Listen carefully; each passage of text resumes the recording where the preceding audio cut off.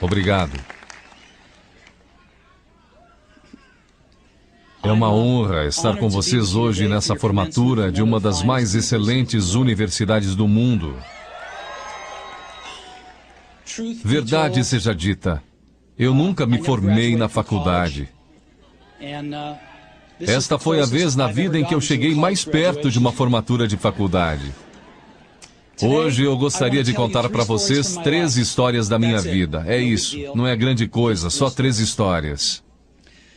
A primeira história é sobre ligar os pontos. Eu deixei a Reed College depois dos primeiros 6 meses, mas então eu fiquei um tempo de 18 meses antes de eu realmente sair. Então, por que eu saí? Começou antes de eu nascer. Minha mãe biológica era uma jovem e solteira estudante de faculdade, e ela decidiu me colocar para adoção. Ela achava muito fortemente que eu deveria ser adotado por pessoas formadas, então tudo estava preparado para que quando eu nascesse, fosse adotado por um advogado e sua esposa. Exceto que quando eu apareci, eles decidiram no último minuto que na verdade eles queriam uma garota. Então meus pais adotivos, que estavam numa lista de espera, receberam uma ligação no meio da noite perguntando: "Nós temos um garoto inesperado, vocês o querem?" Eles disseram: "É claro." Minha mãe biológica mais tarde descobriu que minha mãe adotiva nunca se formou na faculdade e que meu pai adotivo nunca se formou no colégio, ensino médio. Ela se recusou a assinar os papéis finais da adoção.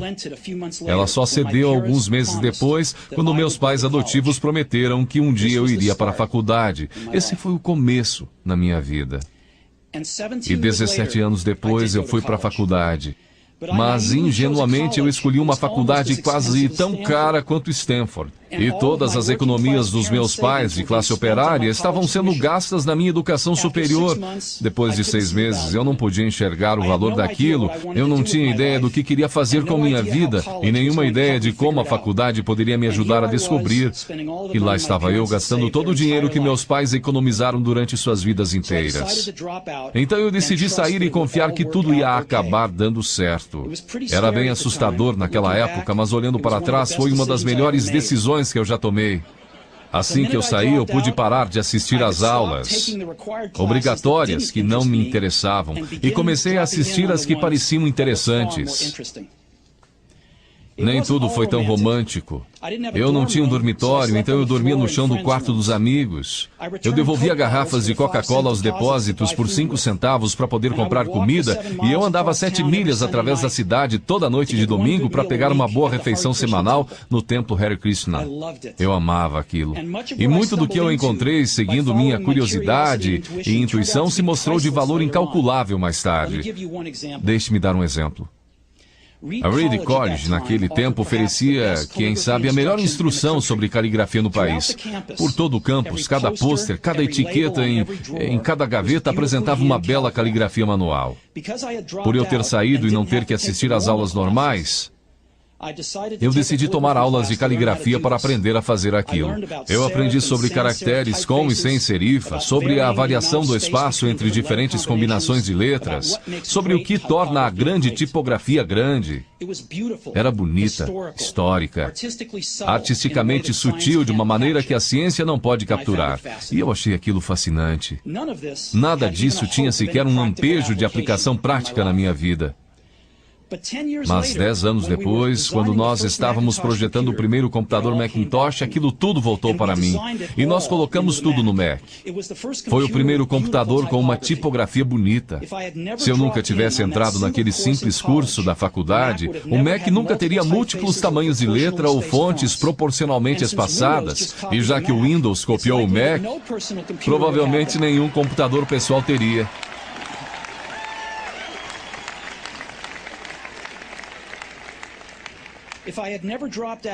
Se eu nunca tivesse deixado a faculdade, eu nunca teria entrado na aula de caligrafia, e os computadores pessoais poderiam não ter a maravilhosa tipografia que eles têm. Claro que era impossível conectar os pontos, para frente quando eu estava na faculdade, mas ficou muito claro olhando para trás 10 anos depois. De novo, você não pode conectar os pontos olhando adiante, você só pode conectá-los olhando para trás. Então você tem que confiar que os pontos de algum jeito vão se conectar em seu futuro. Você tem que confiar em alguma coisa, seu Deus, destino, vida, karma, seja o que for. Porque acreditar que os pontos vão se ligar em um momento vai te dar confiança para seguir seu coração, mesmo que ele te leve para um caminho diferente do previsto. E isso fará toda a diferença.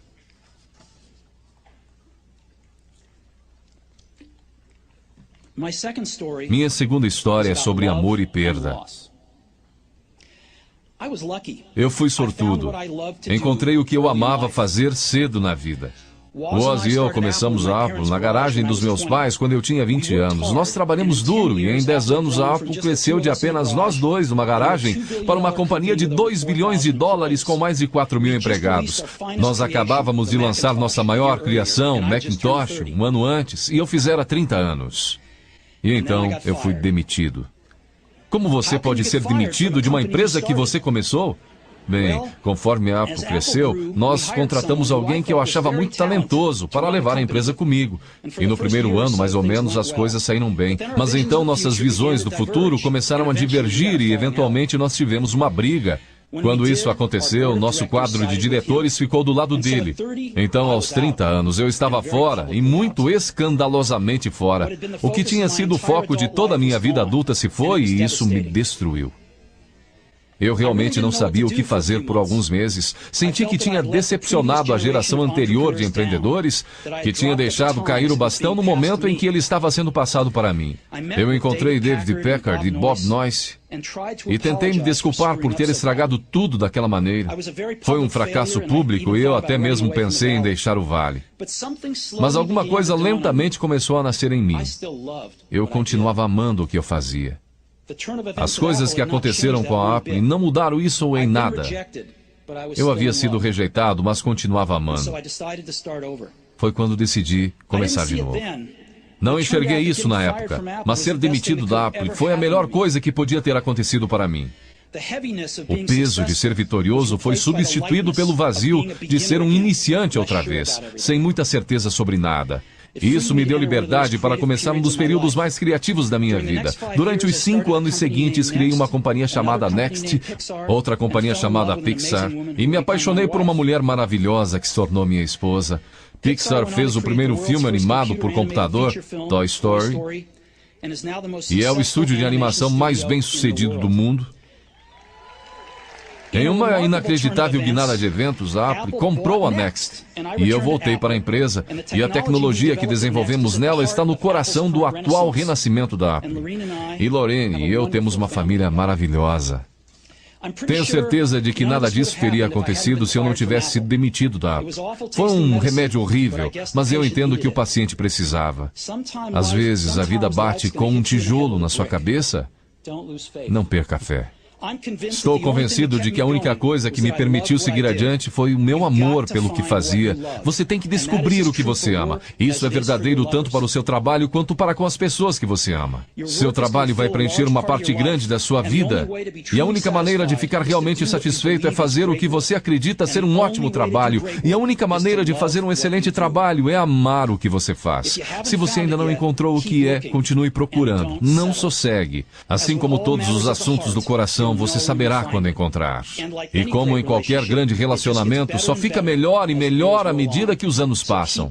Então continue procurando até você achar. Não sossegue.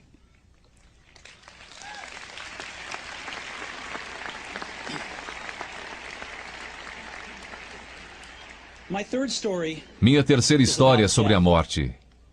Quando eu tinha 17 anos, eu li uma citação mais ou menos assim: se você viver cada dia como se fosse o último, algum dia provavelmente você vai acertar. Aquilo me impressionou e desde então, nos últimos 33 anos, eu tenho olhado no espelho cada manhã e perguntado a mim mesmo, se hoje fosse o último dia da minha vida, eu ia querer fazer o que eu vou fazer hoje? E sempre que a resposta foi não, por vários dias seguidos, eu soube que eu tinha que mudar alguma coisa. Lembrar que eu logo vou estar morto é a ferramenta mais importante que eu já encontrei para me ajudar a fazer grandes escolhas na vida. Porque quase tudo, toda a expectativa exterior, todo o orgulho, todo o medo de dificuldades ou falhas, estas coisas simplesmente somem em face da morte, deixando apenas o que é realmente importante.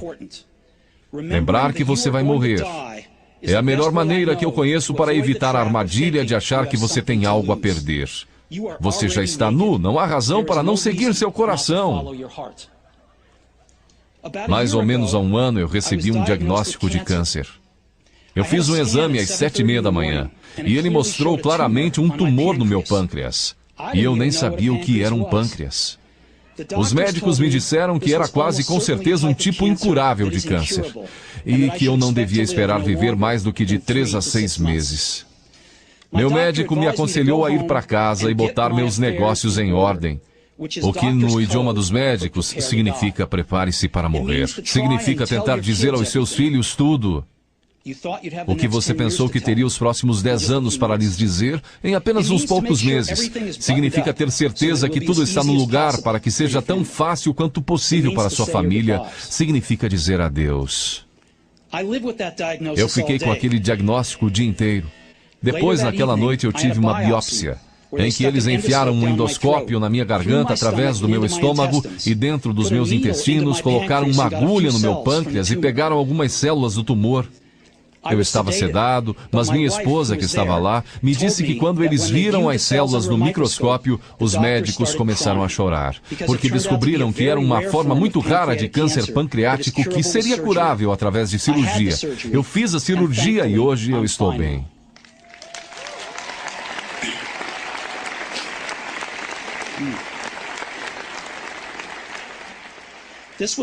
Isso foi o mais perto que eu cheguei de encarar a morte e eu espero que seja o mais perto que eu chegue por algumas décadas mais.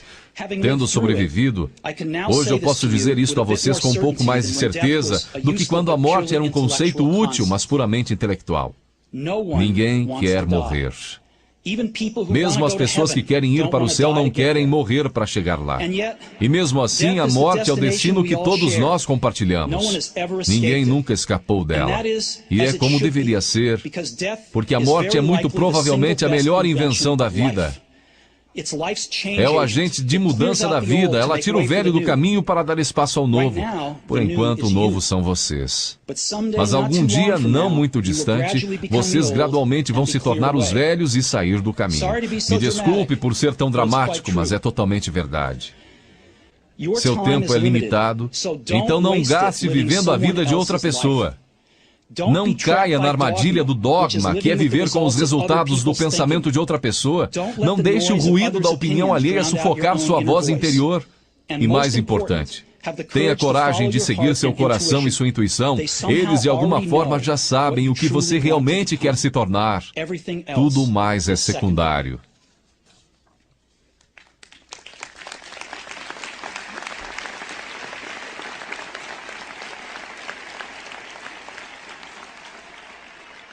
Quando eu era jovem, havia uma maravilhosa publicação chamada O Catálogo de Toda a Terra, que era uma das Bíblias da minha geração.